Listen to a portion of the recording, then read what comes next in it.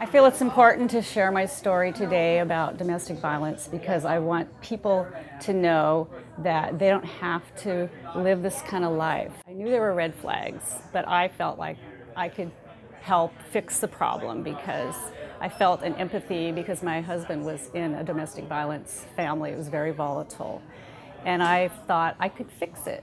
I could fix him. But as years went by, it just became worse. I stayed in it way too long. It affected my son. My oldest son ended up being abused besides myself. And it wasn't all the time. It was just here and there. So where I thought, well, it's not happening all the time, things will get better. And I would forgive him and he'd always be sorry.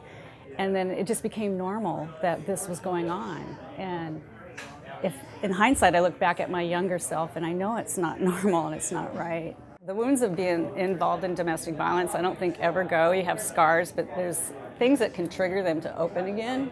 And I lost my niece in 2005. She was murdered by her husband.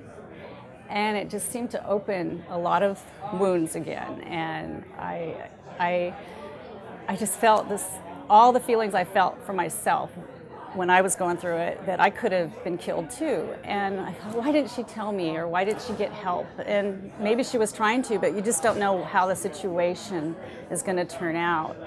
And then I heard about Cycle the Wave, and I just thought of my niece, and I thought of cycling because I had just started riding my mountain bike, and I thought, I have to do this bike ride. It was such a wonderful experience, just having the support of all the women and the awareness that they were showing about domestic violence, the good food they had, the cheering of all the cheerleaders, cheering you on, and just going out there and being in the atmosphere of women that are caring.